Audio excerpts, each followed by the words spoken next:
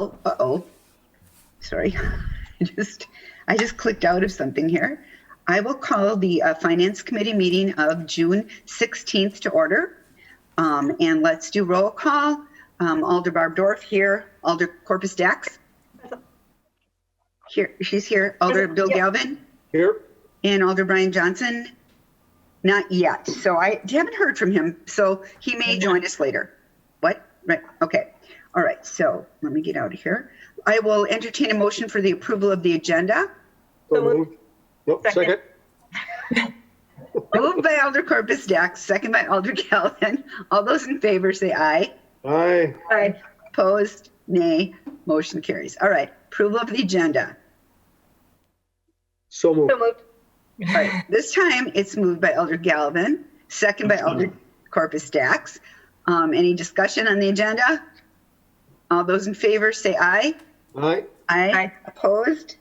Motion carries. And I just got. Yeah, I think he's going to be signing in. Yes, he thought it was personnel first. So, yeah, I'll just say finance. Maybe someone else answered him already too. Yep, Bill and I both did. Okay, good. Good. Now I did too. Okay, so moving on to, did I do the minutes? Yes. Yeah, I did. Okay. Regular business. For consideration with possible action on the updated City of Greenwell. Staff? Yes, at this point, I am going to turn it right over to Calvin Winters, our procurement manager. Okay. You're muted, Calvin. Sorry about that. Okay. As I said, as the committee requested last time I brought this forward, I brought this to the senior staff and got their feedback and their input on that. So there were some changes that came about based on their input. But I have presented the updated draft to you guys, and I'm here to answer any questions if you have any. Could you maybe just go through the, salient points that were updated, the big differences? Sure. We added some language as far as some of the concerns were if, there's grant money that's with something, or if there's federal dollars or something that isn't necessarily city funds, that those are special funds that need special treatment. So we added some language regarding that, and that we would follow any rules or regulations that go with any special funding we receive. We added some language regarding professional services.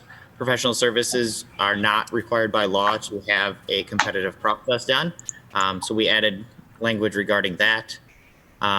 And just cleaning up some things. We also updated the emergency purchases section, working with Chief Litton, and it's tied back to the emergency operations plan now.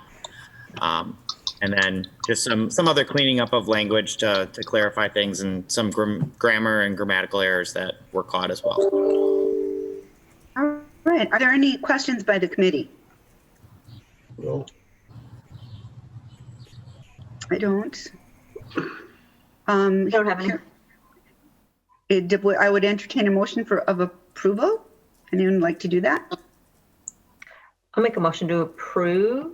Okay, a motion by Alder Corpus Dax to approve the new procurement manual. Second. Second by Alder Johnson. Okay, any further discussion? All those in favor say aye. Aye. Opposed, nay. Motion carries. Thank you. Thank you so much, Calvin. Thank you. Thank you. All right. Next, a request by Alder Weary to the Finance Committee, which states, offer a pay incentive bonus for poll workers who have worked and will work this year during the COVID-19 situation, and adopt a policy for future hazard pay situations. And I don't see Alder Weary. I do have a comment on this, and the Green Bay Area Public School District decided to implement a hazard pay for any of their custodians that were willing to work during the COVID-19 initially when it first came out. They quickly discovered that they did not have enough money to pay this premium rate. And so instead of any work being done and any cleaning being done, none was done because no one was allowed to come into work. They were still being able to get their salary, but they were not allowed to work because if they did work, they would have had to be paid a premium. So there is a danger to doing something like this. That's one thought. The other thought I have is where do we end? Where does it end? If we look back at the pay incentive for poll workers who worked already in April, is it just the poll workers though? Or is it the police officers that work too? Is it the other volunteers? Is it the people that did cleanup? Where does it end? We don't have a policy right now. So I'm not sure we could authorize, it's like the cart before the horse. We could look at a future hazard pay policy, but I am open to other thoughts on this though. Oh, Alder Dr. Gerlach, and you are muted. You have to unmute yourself. And you are. Now you are. Now. Cannot hear you, Alder Gerlach. You are not coming through. Can you try to rejoin the meeting and I'll call on someone else in the meantime? Okay. I can't read your lips. Anyone else could read the lips? No. You aren't, the only thing I think you could do is go out of the meeting and then come back into the meeting, which we'd love to have you do. Will only take you a second. All right. Alder Johnson, do you have anything that you'd like to talk about? Yeah, do we know what the hazard pay is for this particular responsibility? Well, there isn't a policy. There isn't one. It doesn't, we'd have to make it up. Is he just looking for the policy or is he actually looking to implement the pay? He's actually looking to implement the pay and back pay. Right, and that's where my question is so if we're looking to implement the pay, do we know what the hazard pay is? We do not, because we don't have a policy. So it's the policy that would define the pay. The pay isn't something that comes from like government guidelines. Diana, I don't know. I'm not aware of it. I did not do much research because I know this request was put in a few weeks ago and I had kind of got heard from the wind that maybe this wasn't going to move forward. So we did not do any research on this. We did not do any comparables. I did not look to see if any other municipalities did anything with it. I do not know the rate. I'm not even sure what Alder Weary was thinking would be the rate that we would increase this. So at this point, I have no numbers. And like as Alder Dorf says, yes, we could certainly come up with the numbers and then create the policy. But at this point, we don't have numbers or we don't have policy. And at one point, I think Vanessa was, Attorney Chavez was trying to speak. So we'll have to make sure we hear from her also. Oh, okay. Attorney Chavez? Oh, sorry. Go ahead, Alder Johnson. I was going to say, I would defer to her. I'd love to hear her perspective. Okay. Attorney Chavez? Yes, so the concern that I have is the back pay portion of it. So generally, depending on how we're framing this, when you are incentivizing somebody to conduct certain work, you can only do it prospectively because you're trying to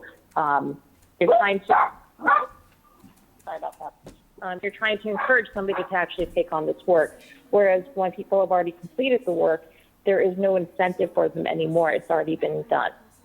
So my recommendation would be that if we are going to implement the policy allowing for this, it would be prospective only. I kind of agree because other people might say, well, hey, if I would have known that, then I would have worked. And then they would have a real, they would be upset because they didn't know that they'd get paid more, maybe. Alder Johnson and then Alder Gerlach. So Attorney Chavez hit on maybe one of the key questions that I had as well. Retroactive or back pay didn't make a lot of sense to me, but also if the incentive is to attract people to work the upcoming elections, I think before I could, support that argument, I would need to know from the clerk where we actually stand on poll worker recruitment.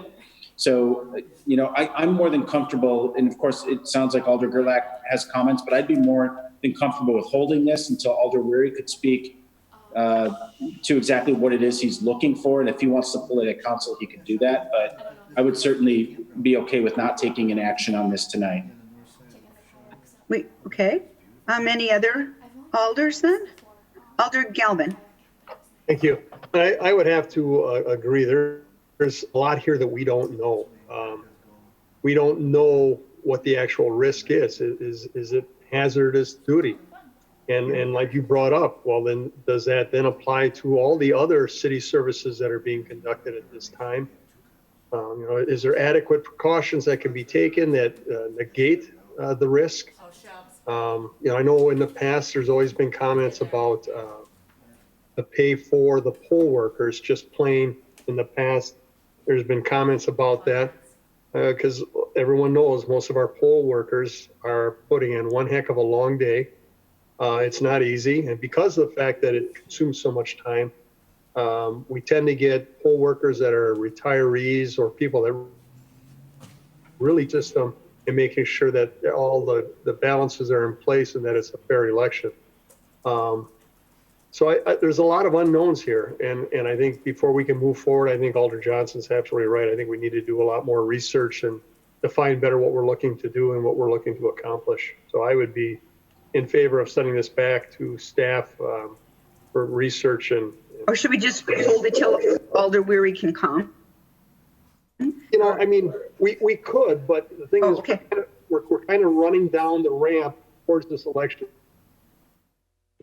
If we have information from staff in advance, even though we'll probably hear from Chris at the next meeting is going to be the end of June, beginning of July. And I mean, so I think the better we're prepared to make some educated decisions here, the better off we're going to be, because this could come up later on this year too, again in November. So I think if staff can start putting some data together for us that we can use, I think we'd be better prepared. I mean, is anyone else paying hazard pay out there? If they are, what are they paying? And how many hours do they work? What do they get paid now? What precautions are being put in place by the city to negate risk for the poll workers? I mean, do we even need to pay them hazard pay? Well, there is a good point, Alder Galvin. There's a good point, because I would bet that most of our poll workers are not doing this for, quote, the money. They are doing it because they're very dedicated. I'd like to ask Clerk Teske, what is the daily rate now? Because I know we just raised the poll worker rate. What do we pay the poll workers, or is it an hourly rate? And you're muted. Oh, there you are. Go ahead, Clerk Teske. We pay $140 for an election inspector for the whole day, plus $4 for a meal allowance. And a chief inspector gets $175 for the whole day with a $4 meal allowance. And sometimes those days are like from 6:30 in the morning until after 8 o'clock at night. Is that accurate? At least 9:30, if not later. At least 9:30. Depending on the election. Right, and a $4 meal allowance. Are we generous? Wow. Okay. I guess my last comment is, based on everything I saw on social media and some comments made by alders, there were a lot of people that were more than willing to volunteer to be poll workers. So is it even necessary to pay people hazard pay for this kind of job if all these people are so willing to and eager to step up and help out? So that's, again, I think we should refer it back. Okay, and Alder Gerlach. Oh, shoot, you are still muted. What it says, I am a poll worker. I can get. She can't get unmuted. I can't get unmuted. Is that something? There she is. Not wrong. Oh. Can she call in on her phone on Zoom? Can she type in the chat? It's never been a problem before. Okay, I guess we can't call on her then. Okay, yes, Clerk Teske. I just want to make one comment. All these people that want to be a poll worker, right now we only have 16 that actually turn the paperwork in, other than the 112 that are already poll workers. So I just, I keep hearing, oh, they wanted to be a poll worker, they want to be a poll worker, and then we give them the application and they don't want to apply after that. So I just want to, sometimes what you read on Facebook, because I read on Facebook all that stuff, but sometimes doesn't mean anything. In your opinion, Clerk Chris. Teske, would raising the amount that we pay the poll workers, which we don't have a lot of extra money, so it can't be raised a lot. Just raising the amount, would it get us more poll workers in August and November? In my opinion, no. Either they're going to work or they're not. The only reason why I'd like them to see them get more money is because they are so dedicated. But that's not going to make a difference, Okay, in my opinion. okay. Well, and you've worked this a long time. Alder Johnson, is your hand up? Yeah, I was gonna say, I've got my oath, Chris, so it's coming. You'll have another one. I found 2 more people who have agreed to do it. So. Way to go, Alder Keep them Johnson. coming. But I will add, just as food for thought, Clerk Teske had a short email exchange about the hours. And admittedly, I didn't realize that people were there from 6:30 in the morning until it's closed. And that piece is fairly significant, and I could see that being a deterrent. And I don't know if your office has considered splitting that shift. I can certainly see the ease of having one person be there all day, but if they could do it, 2, I mean, that's a 15, 16-hour day. So if you could do, a back-to-back shift, I'm sure you're gonna have to recruit twice as many here. Okay, go ahead, Chris, because we've talked about this. She will give a good answer. Okay. Yes, we would have to get 600 people. Right. But I did email you back telling you the shifts. We are taking people that want to do shifts, but we are not.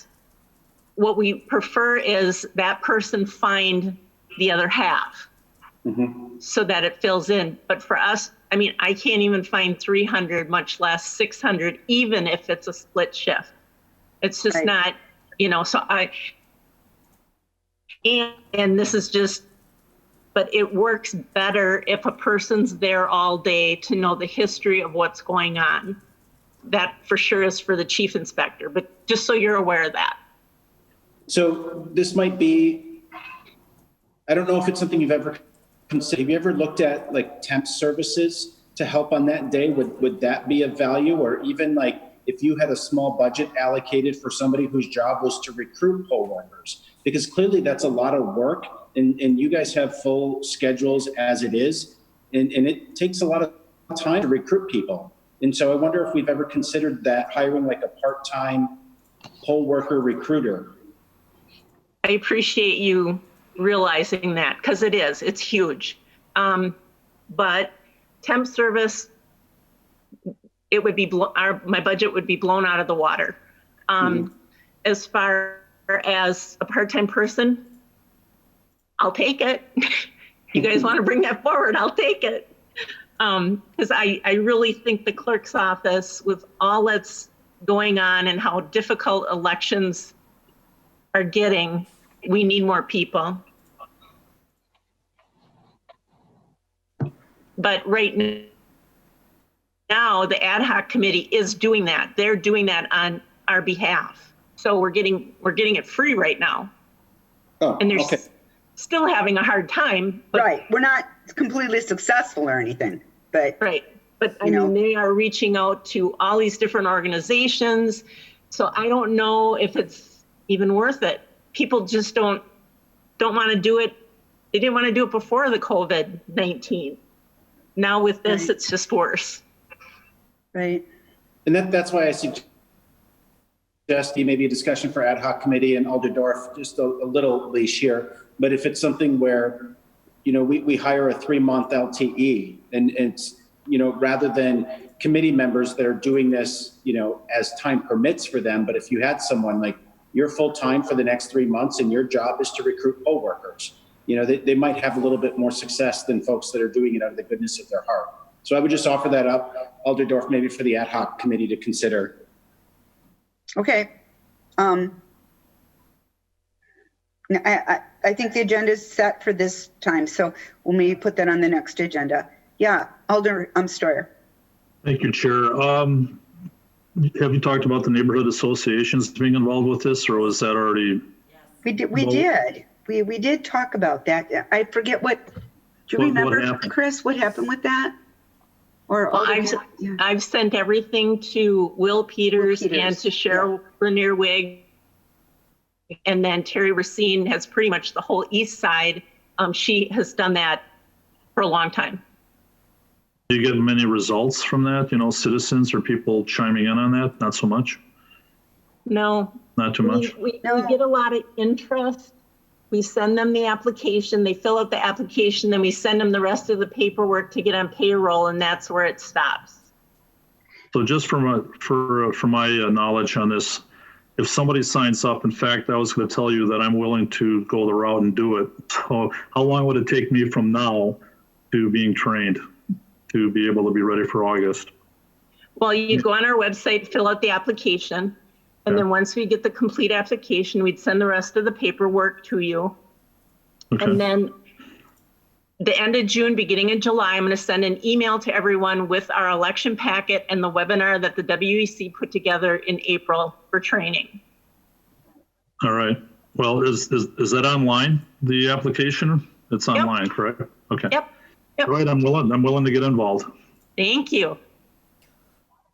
And that's how it goes. And that's what a person that we'd hire would have to do. I mean, right. I don't know how we're advertising everywhere. I don't know, but I think it's for COVID right now that we're having the problem. Otherwise, we've had some very good, long-standing poll workers. They've worked as a team. They've gone to their same locations. Now we don't have the locations. We've only got 13 out of 31. So teams don't want to go to strange locations, or they have underlying conditions, or they are over 65 and they don't want to risk it. And that's perfectly understandable. This is because of the pandemic right now that we're having this issue. So everyone is helping. Just look at Brian or Alder Johnson. You got some people, and Alder Stoyer just volunteered, and you know. Then I'll ask some folks too. I'll try my best. That's it. That's how we can do it. That is how we're going to do it, by reaching out. And then Clerk Teske, didn't you say you got 200 names from people that registered online? When they registered on a WISC vote, we got the names from the WEC, so we sent out 200 letters asking if they're still interested in being a poll worker. Yes. Okay. Right. There's potential. They're not all going to say yes, but there's potential. If we someday had fewer sites, but larger sites, you'd need fewer poll workers. Isn't that accurate? Yes, I can. If polling locations are bigger, I can do less with less. So, but that's a story for elections committee, not for this committee. So anyway, what motion do we have to? Alder Galvin wanted to refer to staff. Yes.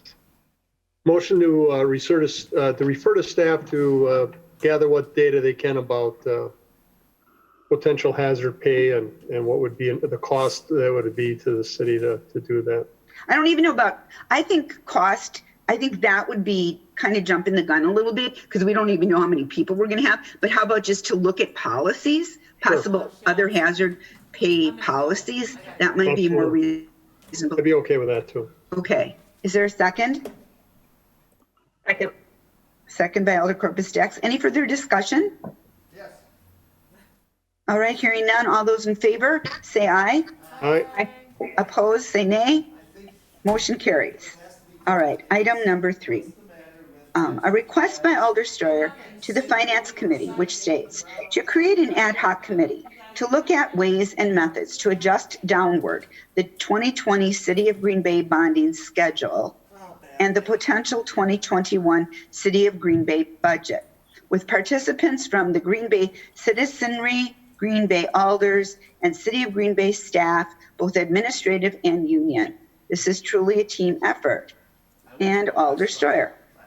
Well, thank you, Chair. I had an opportunity to talk with you and Alder Galvin on this already. So I'm going back over my 8 years on council. I've had opportunities to speak to quite a few of the workers for the city, as well as numerous citizens, and they'll say, hey, Alder or Mark, we've got an idea. How about this? How about that? Why we could save if we did this. So people I think there are citizens out there that care and they would like to be involved. So I know we have a committee set up. I know that our bonding schedule is pretty well taken care of. I think, good work was done to bring it down. So I can move on from that.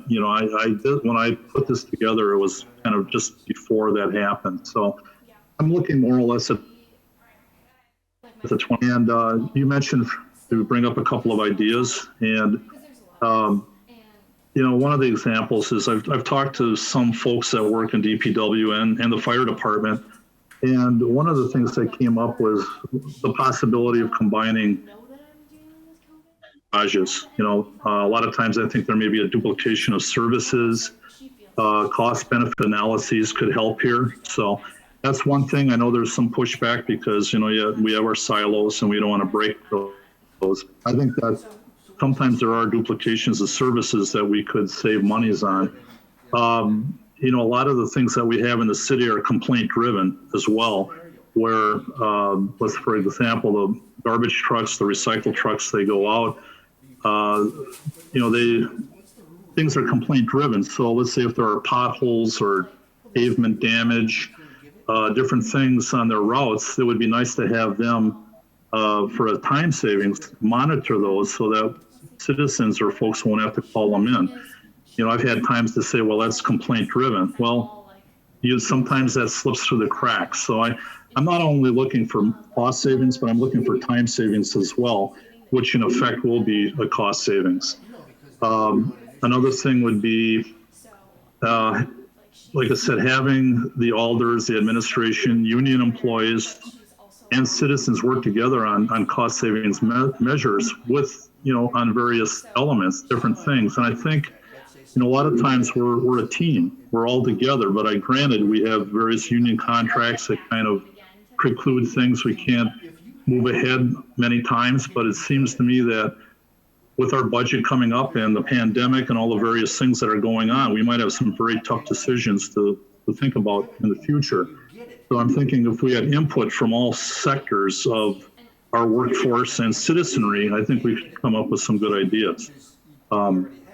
There's a book, there's a lab book, a PDF file that I just downloaded that I'd be willing to share. It's called The Beginner's Guide to Digital Participation.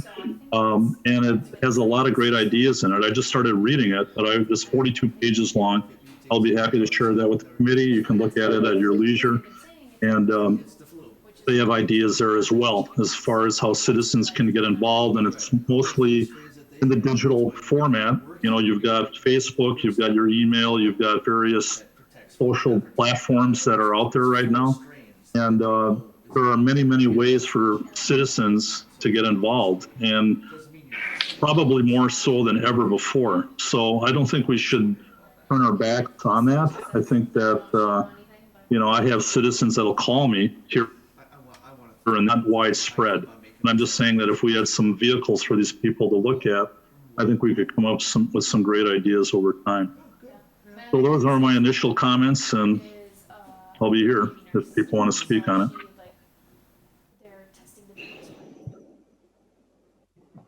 it. Alder Johnson, I think you're raising your hand. Yep, thank you, Alder Dorf.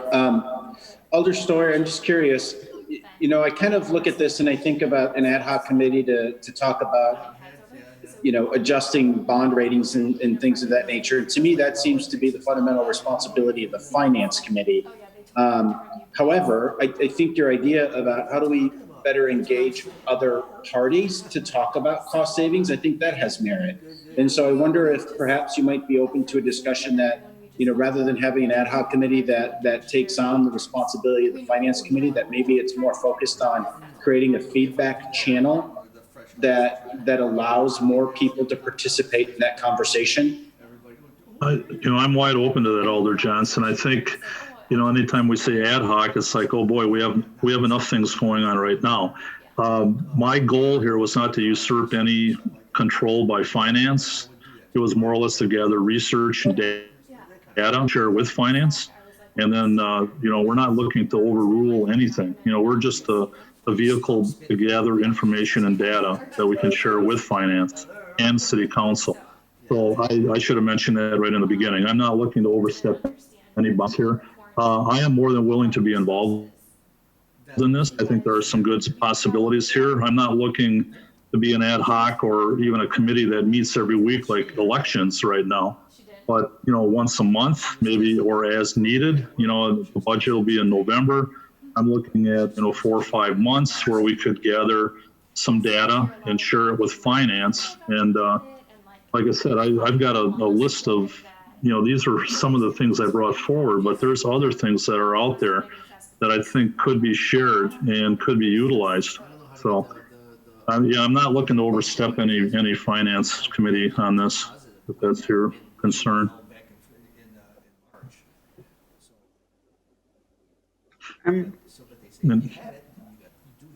Alder Johnson, do you have anything else? No. Okay. Alder Galvin? I have no comments, no. Okay, Alder Stroyer?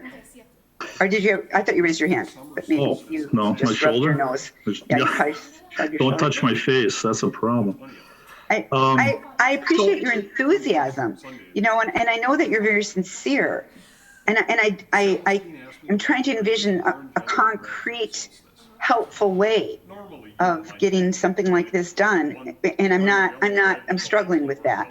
I'm just not sure what it is that we need to get information on that we can't already get information on. But go over, sir. Yeah, like I said, we've had processes in place for many, many years at the city.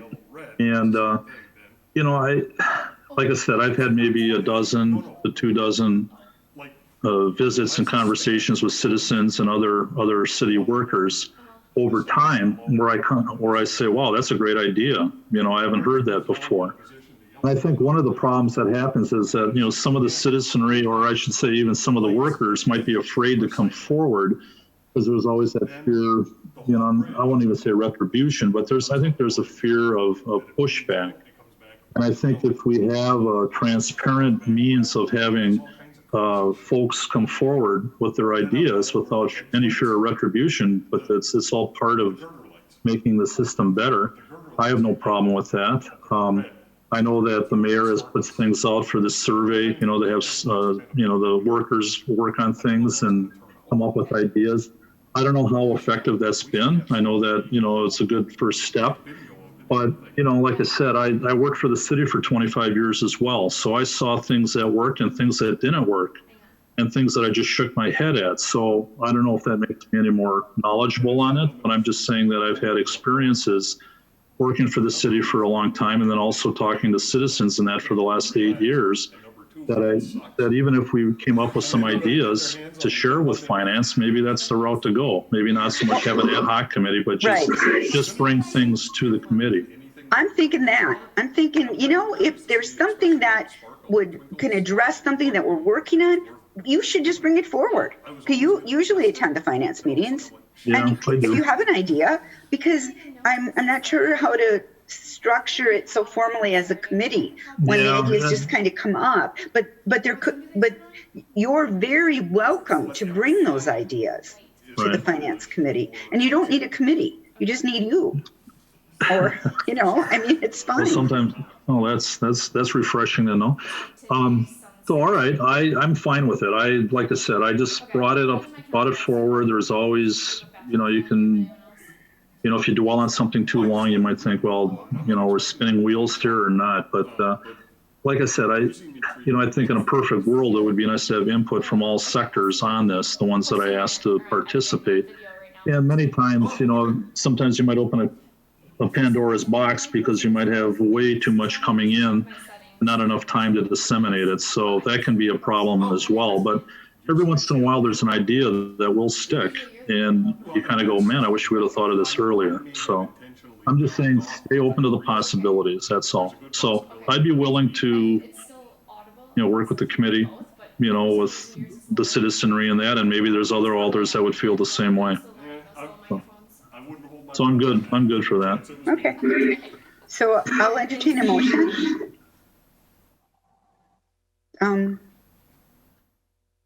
Do we want to just receive and place on file? What would you guys like to do? Alder Johnson is ready to speak. I would move we receive and place on file. Okay. Is there a second? I'll second. Second by Alder Corpus Dax. Any further discussion? Thank you for the nice presentation and the nice idea. Appreciate that. All those in favor? Stay tuned. All right, all those in favor say aye. Aye. Aye. Motion carries. Okay, receive and place on file. Let's go on to this. Okay. Number 4 is a request by the Ad Hoc Committee on Elections for the Finance Committee to consider the purchase of electric poll books. Let's take that separate. A DS 450 tabulator, take that separately, and a ballot folder package.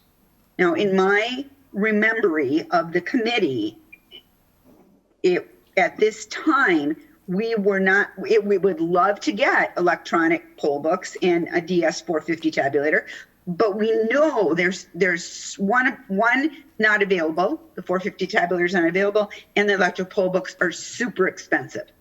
So I'm not sure how this got on the agenda. I mean, I know how it got on the agenda. I said it could go on the agenda, but I wasn't at that little portion of the meeting that it was talked about.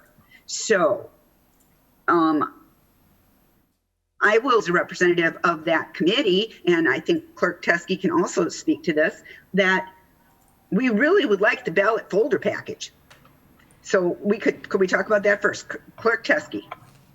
Oh, okay. I was just going to say there is a tabulator available. They're almost gone. He keeps. Oh, but that's $61,000, right? Right. Yeah. I just want you to be aware of that. All right. We can. Yep. Yeah. Okay. So yeah, we would like to be able to at least get the ballot folder machine, which will fold our ballots for us. Right now we do it by hand. And along in that package is an envelope opener, which would help us on election day for central count. This done faster. Yeah. Package that I was talking about here is about $4,300, but there was another company that is part of the Wisconsin Municipal Clerks Association that came out with something today, and I'm getting prices on that. Okay. And I think what we need from finance is that within a certain amount of money, we approve moving forward to at least get that ballot folder and opener ordered, so we have it for August. So can we separate out these motions? Are there any questions on why we need the ballot opener and folder opener? Is there anyone willing to make a motion that approving the request? Yes, Diana. Yes, I just want to bring it, kind of go back to this one. Yes, it was kind of an urgency. The meeting was held late on Thursday night. Friday morning, the agenda was going out. So I apologize. I'm not sure I got, clarified everything that needed to be on this item. From what I understand from Clerk Teske is not only the electronic poll books very expensive, I believe that it would be difficult to implement them this year. It would take a full year. So even expensive or not, I don't think it would happen this year. So we would, it could be something we could look into the future, but not at this point. And back to the ballot folder, the $4,300, I would just be interested in your recommendation to include like a funding source. And from what I understand, yes. At this point, we have 2 potential grants, a potential of a $10,000 grant. We will get some money up front if we apply for a grant, and then we have potential of getting more money. Or there is also like about $54,000 from a WEC grant that we have paperwork on, but again, neither one of them are guaranteed. And then I think your third option would be, is for some reason no grant money comes in, we should probably say backup is maybe as a contingency item. Again, we have $143,000 left for contingency for this year. I just think we should get the approval, move forward. If anyone has ever helped open on central count, I look around the table, a couple of you have done it. It is amazing how long it takes to slice every one of those envelopes. And if we had a machine that would actually do it, and the savings on the back end on election day, the envelope opener would be very, very helpful. So I certainly, I'm all for moving forward with it, but I think, we want to use grant dollars first, if and when that becomes available. None of them are in our hands at this point. So I can't guarantee that money's in. And then as a backup, you would consider using contingency if that way allows us the permission, move forward, get it ordered. And then we can follow up with 1 of 3 different funding sources to pay for it. And then the fourth funding source would be Alder Weary. If you remember, he ask for $20,000 to come out of the money that we got from the state already to use toward elections. I remember that motion being passed. It was we could use up to 20% for administrative costs for this grant that I think we did get already. And so and then Alder Weary said, let's get an additional, use $20,000 more for elections. And that got passed. Does anybody remember that besides me? That was the CARES Act allocation. Yeah, which CARES is the Act. funding that we haven't received yet. But we're for sure going to get the CARES Act? I could tell you they turned in their paperwork and they submitted their plan, which allows, they think up to, and they were going to use up to 10% of they were going to use up to 10%, correct? He talked about using in 20% instead. No, he didn't. Yeah, he didn't. You talked about using 20%. He talked about using an additional, adding $20,000 to the 10%, whatever percent that would come up to be. So what he did is he actually reduced the allocation to the business improvement districts by 20,000 and had that money redirected towards election costs. He was specific about saying election costs. Okay. But all I can say is I don't believe, this plan has been submitted to HUD. It was more designed for community projects. And I'm not sure at this point, I don't believe someone's on the phone to say at this point whether that's allowable expense. It very well could be. So you're right, that could be a fourth source, but I don't think that has been confirmed whether or not that's going to be allowable. So we have 4 sources. Yes. All right. Committee, what are your wishes on the folder and opener? I just have a quick question. Sorry, this is Celestine. So Yeah. just after Alder Galvin, I just want to say something. Okay, Alder Galvin, go first. All right, so we're looking at $4,300 for this device, and it's going to save a lot of time and effort on everybody's part. Can we lease one, rent one? No, we really, honestly, Alder Galvin, we need one because we're going to have like maybe 30,000 absentee ballots, and we need them for August. We need it for November. So by the time we continue to lease it, Clerk Teske, what do you think? Don't you think I think we need our own? First of all, we're getting the ballots next week for August. So they'll be going out next week. So we won't have it for that. I would like to have the envelope opener for the August and definitely for November. But I see this as a trend now that people know how easy it is. I really think we should own it. I don't think that's a lot for two different machines, $4,300. Okay. Just doesn't. I'm That's happy. just my opinion. All right. Okay, all right. And Chief of Staff Jeffries. Awesome, thank you. I did leave City Hall, so hopefully you can hear me really well. Director Ellenbecker, there is actually some grant money that is coming to the City of Green Bay in the form of $10,000. This was in relationship to a document that Clerk Teske and had completed, which is a rather lengthy document, which is looking for funding from other sources to help with elections in Wisconsin. This is a document that has been compiled by the City of Racine for the 5 largest communities in Wisconsin, including Green Bay. And so there is $10,000 coming to the City of Green Bay actually within a week or 2. Obviously, I think that I need to get more information to Director Ellenbecker. I just got that email today that the check is in the mail, but I feel fairly confident that we do have the funds and not levy dollars, not dollars already allocated to the clerk's office, but that we do have the funds in order to purchase the opener and folder. Hopefully that's helpful. Very helpful, thank you. And Clerk Teske, how long does it take to get one of these? Do you know? No, I don't know. So we want it ordered quickly though, so you can use it as much as possible before August. So anyway, is there a motion or is there any further discussion? I would move that we authorize the purchase of a ballot folder and envelope opener using the grant funds that Chief of Staff Celestine Jeffries had just mentioned. Okay, is there a second?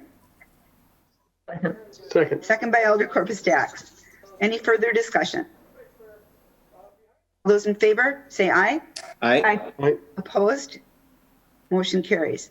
What I would like to do with the other two items is just like receive and place on file, or we can't possibly afford them. We can't right now. If we get some, so maybe bring them back if some miracle money appeared. What kind of a motion would you guys like to make on the other two items? I would move that we receive and place on file and urge staff to consider those items in next year's budget. Okay. Second. Second by Alder Corpus Dax. Any other discussion? All those in favor? Say aye. Aye. All those opposed, nay. Motion carries. Okay, let's go to the next item because this is another thing that we really believe that we need this. And Clerk Shesky, why don't you describe what these boxes are? Drop boxes are becoming really popular. You know, we have it in the back of City Hall right now. In a meeting with the mayor and UWGB, UWGB wants a satellite site out there, but that's very costly and we'd have to have more within the city. So I asked them if a drop box would work for them. And they were very receptive to that idea. I did ask though later, I said, well, you know that the absentee ballots have postage on them going and coming back, right? I said, is there any reason why they can't mail them? And there really isn't a reason. But drop boxes are popular throughout Wisconsin. So I thought if we had even one out at UWGB and maybe one out at NWTC or someplace where it has a camera on it. These can't be like the kind we have at City Hall because they need to be tamper resistant, you know. So we thought people maybe would, you know, when it got closer to the election, they could drop it in there versus worrying about the mail, because a lot of people are worried about the mail service right now. And we were finding that it took like a week to get, you know, stuff mailed back to us. And a lot of people use that drop box a lot. So if we had them throughout the city, they're about 1,000 a piece. And there would still be enough money in that grant to get 4 drop boxes, which is what the committee had recommended. UWGB talked about maybe funding theirs. And let's not count on it. Let's just, maybe they will, okay. But let's just see what we can do. And if they do, great, we'll save $1,000. All right, committee, any discussion on that? We're trying to come up with ways the election will work. Alder Galvin. Okay, so I can kind of understand UWGB's location with the students and the ease and everything for them to get their ballots back in. I'm really concerned about the security of the ballots. And I guess I really want some guarantees that these ballot boxes, if we do purchase them and they're placed somewhere, that we can rest assured that nothing could possibly happen to those ballots. I mean, there can't be any chance that someone could go out there and damage the ballots, the ballot box, set it on fire, whatever, to destroy those ballots. And then I wonder though, if you put something like at NWTC or other places, how are we going to inform people so that enough people can really take advantage of it to make it worth having them? As opposed to driving, I mean, anywhere in the city, you're maybe 7 miles at the most from City Hall, driving down here to, down to City Hall just to put it in the box outside of City Hall. I looked into other cities and some have like 3 miles apart. I agree, Green Bay isn't big, I agree. But this was just something that, so many people want satellite places and this is a cheaper alternative. I'm fine if you don't at all. I like the one down at City Hall. That's fine too. But it's a cheaper alternative than to get computers and printers and people, and try and find places that would allow us in, which we can't even find on election day, much less 2 weeks. Right. I mean, the obvious thing about the deposit or the box is that people that don't trust the United States Postal Service to deliver them on time now have an alternative that they can guarantee that their ballot's going to be counted. I understand that. The thing is, and I understand, about trying to get other places in and the cost of setting those up with remote polling places. I'm concerned if anyone's really going to make use of it, if the juice is worth the squeeze, or if it's still just better off advertising downtown and having people drive downtown and deposit their ballot there. Chief of Staff Jeffries, you're on the committee. Do you have any comments on that?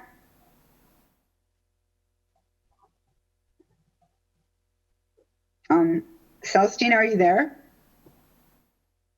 She might not be there. Yes, I'm here. Sorry. Okay. Okay. I'm sorry. Repeat the question. You were on the committee. Do you have any comments about the value of drop boxes? Sure. And, just in talking to, just seeing lots of people come to City Hall, I think that Clerk Teskey makes a really good point that to have, drop boxes in other places. Obviously, I think the biggest concern is security. And, just, we got to make sure we're giving that confidence to our voters.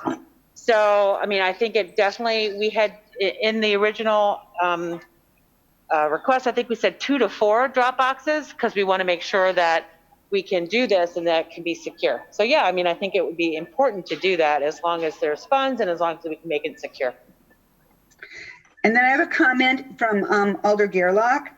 I always put my ballot in the drop box when I voted by mail in Washington for 10 years. Drop boxes were placed at the street side during election time and then picked up. As Chris said, you can learn from other states. So we have an alder that has experience with drop boxes. Now, drop boxes may be the very first year that we use them, where people aren't as aware of where they are. Maybe it's not as successful.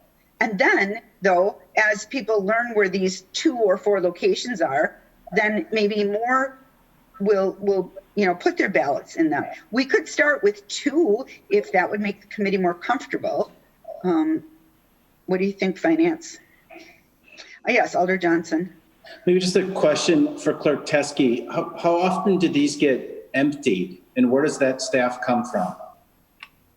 Well, when we were in the meeting with UWGB, I asked the mayor, I said, would it be an issue to get somebody to, collect those? And he said, no, that wouldn't be an issue. My thought was maybe sorry, Diana, what do you call them? There's CSIs, or right now they're actually under the police department control of them, but I don't think we've asked or talked to them yet about it. That would be an option. It was a thought. And then it was brought up, well, would you let them do it on election day? Well, we couldn't do it on election day. We thought maybe the cutoff would be Monday morning. Okay, so you're only emptying them once? Oh, no, it would be, I'm hoping like every day. Like every day. Okay, so there's a staff commitment there in time. It's not just the cost of the box is my point. And the other piece of this is the requirement for security camera footage. So I just want to understand and make sure that everybody's on the same page with this. We would be relying on somebody else's security system to ensure that our ballot boxes are secure, right? These are not city cameras. These are, in case of UWGB, this is their security system. That would be my understanding, because that 1,000 doesn't include a camera. Right. Okay, so then there has to be the acceptance amongst this committee and city council that we are comfortable with a third-party security system monitoring our ballots in our boxes. And Yeah, Clerk Teske, go ahead. there's nothing that says you have to have a camera, but I think it was discussed that that was a good idea. I picture it like a mailbox, because that's pretty much what they are, is a mailbox. And not all mailboxes have cameras on them, and that's where they put their ballots. So, you know, I think it's a good idea. I don't think it has to be. Okay, and then one more question, Clerk Teske, with that we did have at City Hall. Do you have a sense of how many ballots were returned to the drop box versus what was received through the mail? We didn't collect that data. I'm sorry, we just didn't. That's okay, I was just curious. Yeah, but the day of was huge. I mean, it filled up a couple times. So that one would always be open till 8 o'clock on election night. The only concern is people don't like driving downtown with the one-way streets. That's the only thing that I can say. Having other ones, you know, throughout the city would maybe help. And how far in advance would the drop boxes be available? How far in advance of the election date? At least 2 weeks. Okay. And then we pick them up and bring them back to City Hall, or they don't stay there forever, right? I'd have to look into that. I don't know how they're fastened to the ground or anything. I don't know how that works. I'd have to talk with other municipalities. But so many do it, so. Okay. Alder Corpus Dax, did you have your hand up? You're on mute. Alder Galvin did. I didn't have my hand up. Oh, okay. I thought you did. Alder Okay. Galvin. All right, thank you. And I'm not totally opposed to the boxes. It's just after the, let's face it, the debacle that we had at our last election, we cannot afford to fail in August or November. We can't. We can't go through that again. And so my concern is when we have the boxes out, we have to be able to guarantee that they're secure. And I think that if they're secured, that means on the day of the election, people are still going to put ballots in there. So we're going to have pickup on the day of the election.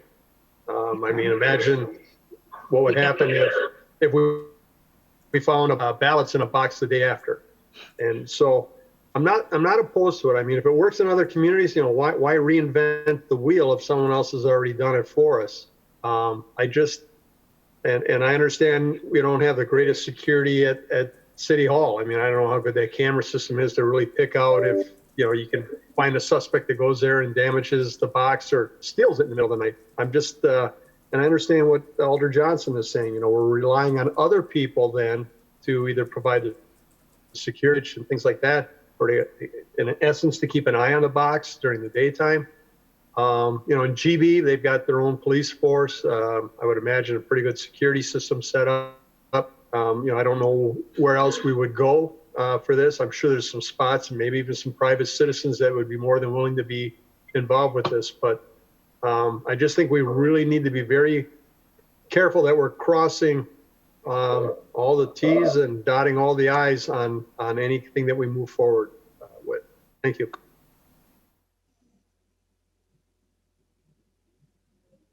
All right. Are we ready for a motion? Alder Corpus Dax. I'm in favor of this. I don't know if we need 4. 2 seems like it would be sufficient. 1 on the east side, 1 on the west side. I think it's fantastic if UWGB can place and NWTC could place them in areas that do have security cameras. It doesn't sound like it's a necessity. It's just an extra precaution for us. Because from what I'm understanding from Clerk Teske is that it's not necessary to have that security camera footage. I think if you add some kind of sign on there letting people know that this is city property in terms of the box itself, and you know, whatever the fine is for tampering with it, that usually usually deters people. I don't know if there's been issues in any other municipalities of, at least I haven't heard any, of people tampering with the boxes. So I'm in favor of it. Be great if we can use grant money towards this first, and lastly, contingency if necessary. Thank you. I'm in favor of the 2, not 4 at this point, because I think there's too many questions right now. I'm in favor of it, number 1, because we gave the elections committee a job to do, and they have been spending hours doing that job. And this is one of the ideas they came up with. And I feel that we should support the elections subcommittee or ad hoc committee. I do think we have to wisely place the box somewhere, because if you tell someone there's a box at UW Green Bay and one at NWTC, it's kind of like, really? Okay, where? Because those are really big spots. You know, if you say it's right outside of City Hall, that's a really little spot. I mean, you can find it there. So we have to put a little more thought into this. I don't think it would hurt to get 2 of them and support the idea of the committee. But and so if there's a motion made, I will support the motion. But I think there's a little more work that needs to be done. But we can't sit around. We got to order them if we're going to get them. Alder Corpus Dax. I would also add that I don't know if it's, I mean, it's probably, the ballots can be picked up daily, but I think maybe on Tuesday and Thursday, I don't know how many ballots that we would actually get that would necessitate having people go out there, whether it's the CSI or whoever, go out there on a daily basis to check those boxes. Alder Johnson. So admittedly, I've been on the fence with this one a little bit, but I am inclined to support 2 because I think 2 makes a good pilot program. The one thing I would actually request is that they not be placed at NWTC and UWGB, not because I don't want to have access, but I think clearly those 2 locations would be meant to serve those populations. And I think what we're really trying to do is serve an entire east side and an entire west side. And I agree with Alder Dorff that accessibility would become a real challenge for us within those areas. So I think in the future, we could talk about like, hey, if this pilot program is successful, then let's talk about a partnership with GB or NWTC or any other area that has, large, dense populations that maybe they'd be willing to help, support the purchase of one in partnership. But I think for the pilot program, I would specifically request that they do be installed in very accessible locations that are not hard to find. Kind of like maybe Festival Foods over here on University Avenue. That's a store, that a lot of people go to, or, just something like that where it can be really like right there. You could drop it off and go, but the committee can figure out where, I think. Yeah. Alder Galvin, did you have more? No, I like that idea. There's the Festival West, Festival East, just for example. I mean, doesn't mean it has to be there, but they're well lit, but people know where it's at. It's easy to get to. They're both on the bus routes. I think it checks all the boxes that we're looking for. They're open, I think, 24 hours, or they're open they used to be during COVID. Now they close at midnight, right. And they open again at 5. And it'd be easy for officers on patrol to go by and keep an eye on things, but yes, I'm certainly in favor of it. If it makes it easier or encourages more people to vote, then I'm certainly in favor of it. Okay. Yes, Clerk Teske. I think that's a great idea. The festivals, the only thing is we're going to get a huge pushback from UWGB. It's going to be huge. So I just want you said they might buy one. You said they might be willing to buy their own. Oh, okay. All right. Tell me what we are, okay, committee, UWGB has been gracious enough to be a polling site. We are not finding polling sites. UWGB is a great partner to us. To that extent, maybe can we just maybe say 3 and put one in UWGB? What's the cost again per box? And 1,000. And the cost 1,000. and the cost to install it? That we don't have, but okay. I guess I'd like to ask Vanessa if we could do that for one thing, because we don't want to favor one group over the other. That's why we were going to do one at TC, one at GB, because it was far out. The reason why drop boxes came up is because of UWGB, because they want their own satellite site out there. And it's just not feasible to do that. So I mentioned Dropbox and they just loved it. But Okay. again, you know, they can mail it. I just don't understand that part of it. So I like the festival food idea, but I just wanted you to know that we're going to get huge pushback from UWGB. That's all I want to say. I've just been experiencing lately, government entities being good partners or not so good partners in some cases.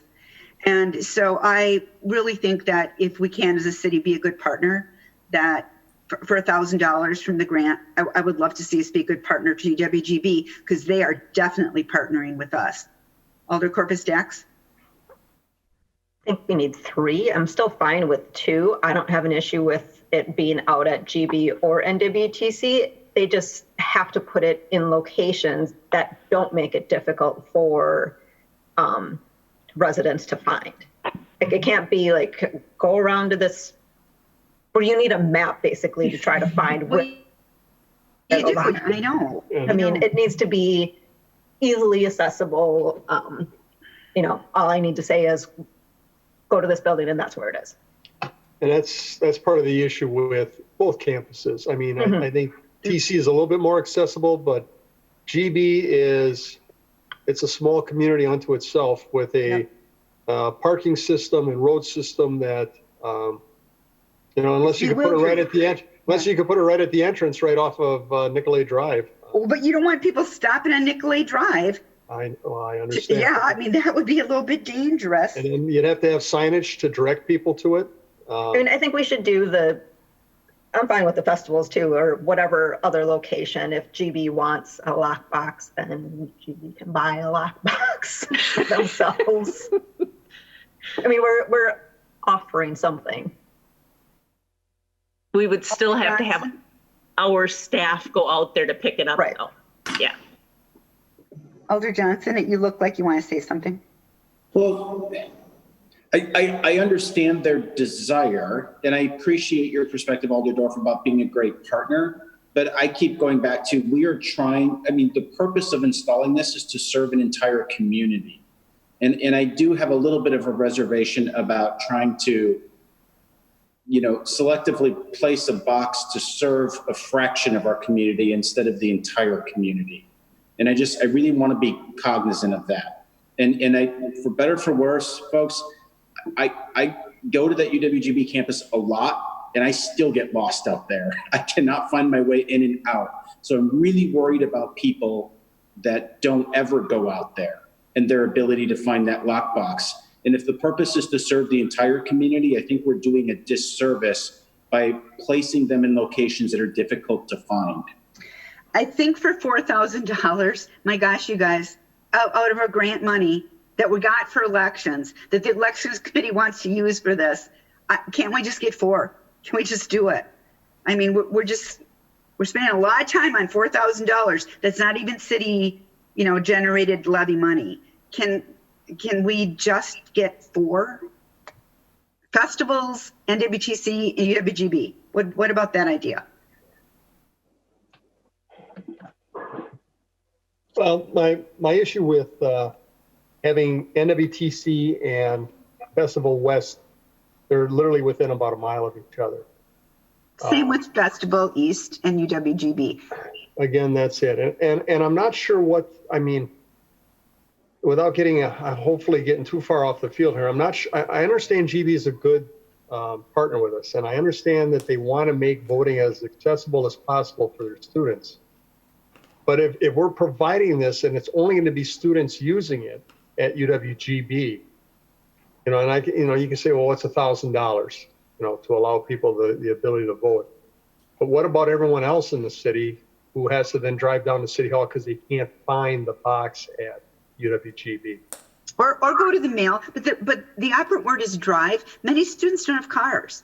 Many students can't get anywhere, you know? So we've got like 5,000 students at UWGB. They don't all live on campus, but Right. a certain amount do, like 3,000 plus. They can't drive anywhere. And so then the one downtown is centrally located. We don't have to use Festival for, you know, but we could do the points of the compass, middle, and then east, west, north, south. It's not going to be convenient for everyone. It's going to be an option though. And Yes. UWGB did come up with the idea. He did. You know, I guess we could go with Festival West if Festival will even take it, but somewhere in that Right. We area. don't even know. In the committee, elections should really decide where to place them. Honestly, You're right. we Yeah. should let elections committee decide where to place them. Sure, I've got no issue We with should. that. So we should just decide how many are we willing to fund, and we should just end it there. And all right, Clerk Teske, go ahead. There was a motion that it was the clerk's office that would make the decision ad hoc. Oh, ad hoc said the clerk's office would make the decision on Yes. where to place them. Okay, so that's what the, And okay. I'm the one that- Yeah, go ahead. I'm the Clerk. one that brought up the drop boxes to UWGB because they want a satellite site. Oh, because it was I'm- instead of a satellite site. Got it. I'm fine if we don't put it out there because they do have mailboxes. Okay, So it's okay if we don't. I'm just telling you that we'll probably get pushback, but I totally agree it should be fair to everyone. okay. Our decision right now is how many are we willing to fund out of the grant? I So move that let's, we authorize the funding of 2 drop boxes from that grant that Chief of Staff Jeffries previously mentioned. okay. Is there a second to that? I'll second that. Second by Alder Corpus Dax. Any further discussion?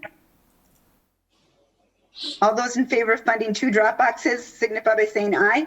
Aye. Aye. Opposed, say nay. All right, motion carries. Thank you, Clerk Teske. Number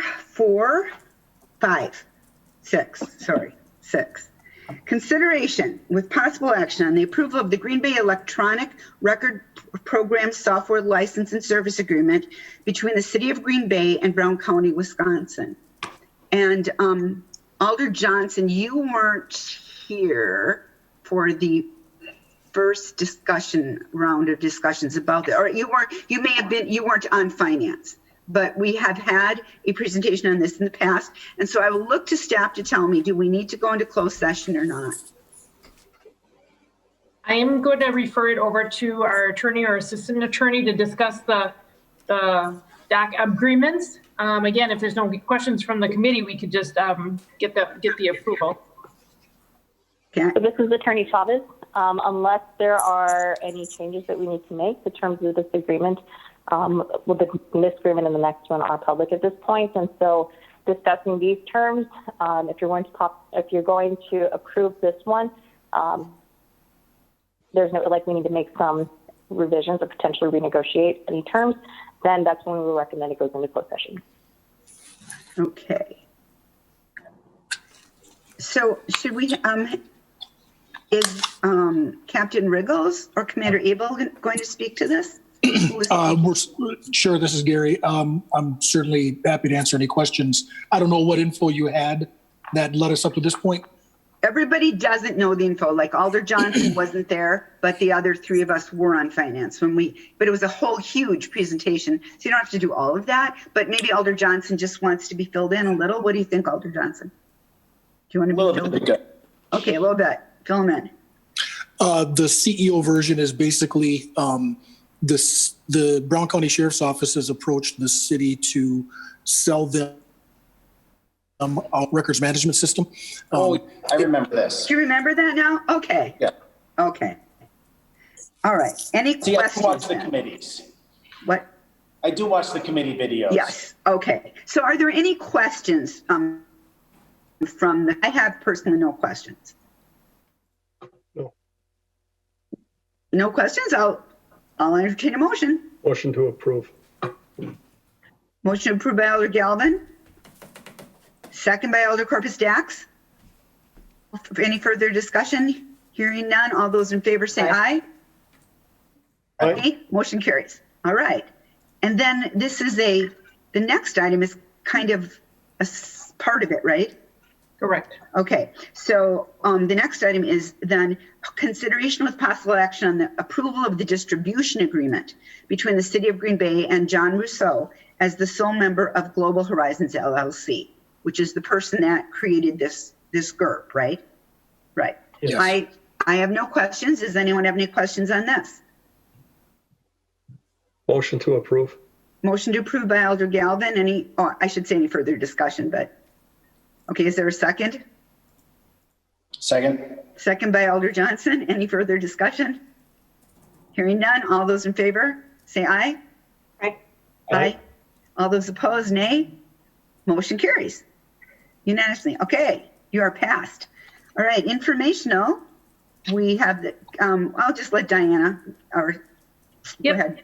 Yes, correct. At this point, our 2020 contingency account balance is at 143,700. We are aware of two small contingencies that have been approved, but however, are not reduced from this. At this point, it's the sandbags that have been approved for an additional 500 bags. And we also have another litigation invoice for a person, real estate that will be coming to you in future finance meetings. So actually, you have not approved that one yet. But at this point, and that's so at this point, we're still sitting at 143,700. And at this point, we are looking at the next finance committee meeting to be on Tuesday, July 14th. All right. Thank you. All right, and I will entertain a motion to adjourn. I think I heard one. Johnson. Johnson made a motion to adjourn. Is there a second? Second by Alder Galvin. All those in favor? Aye. Opposed? Motion carries. We're adjourned. And on